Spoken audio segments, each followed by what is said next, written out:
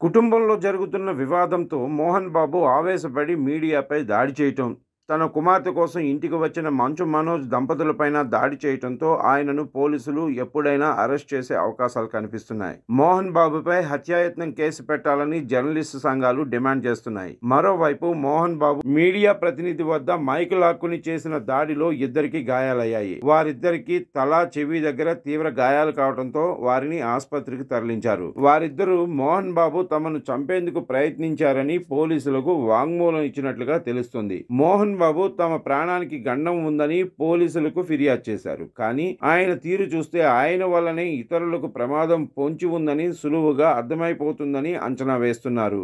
మంచు మనోజ్, ఆయన భార్య లోపలికి వెళ్తే విష్ణు నియమించిన బౌన్సర్లు వారిపై దాడి చేశారు. ఆయన చొక్కా చింపేసి బయటకు పంపించారు. 7 నెలల మనోజ్ కుమార్తె ఇంట్లోనే ఉన్నారు. తన కుమార్తెను చూడనివ్వకుండా దాడి చేసి పంపేశారని మనోజ్ చెప్తున్నారు. మోహన్ బాబు వద్ద గన్ ఉండటం, ఆయన దాన్ని స్పాట్ లోకి తెచ్చినట్లుగా పోలీసులు గుర్తించడంతో వెంటనే ఆయన గన్ లైసెన్స్ రద్దు చేసినట్లుగా సమాచారం ఇచ్చి స్వాధీనం చేసుకున్నారు. మంచు విష్ణు గన్ లైసెన్స్ కూడా రద్దు చేసి గన్ స్వాధీనం చేయాలని ఆదేశించారు. మరోవైపు మోహన్ బాబు కుటుంబ వివాదంలో ఇరువైపులా వందల మంది బౌన్సర్లను తెచ్చి ఇంటి చుట్టూ మోహరించిన పోలీసులు పెద్దగా పట్టించుకోకపోవడం వివాదాస్పదం అవుతుంది. ఉదయం పోలీసులు మనోజ్ కు చెందిన బౌన్సర్లను పంపేశారు గాని విష్ణు తెచ్చిన బౌన్సర్లను మాత్రం పంపలేదు. దీంతో వారంతా కలిసి మీడియా పైన, మనోజ్ పైన దాడి చేశారు. మోహన్ బాబు దాడులు తీవ్రంగా పరిగణించదగ్గ విషయమని పోలీసులు భావిస్తున్నారు. ఆయన దాడి చేశారని మనోజ్ రాతపూర్వకంగా ఫిర్యాదు చేయకపోయినా పోలీసు ఉన్నతాధికారుల్ని కలిసి తన తండ్రి నుంచి తనకు ప్రాణహాని ఉందని ఫిర్యాదు చేశారు. ఈ క్రమంలో ఆయనపై దాడి జరగడాన్ని సీరియస్ గా తీసుకునే అవకాశాలు ఉన్నాయని చెప్తున్నారు.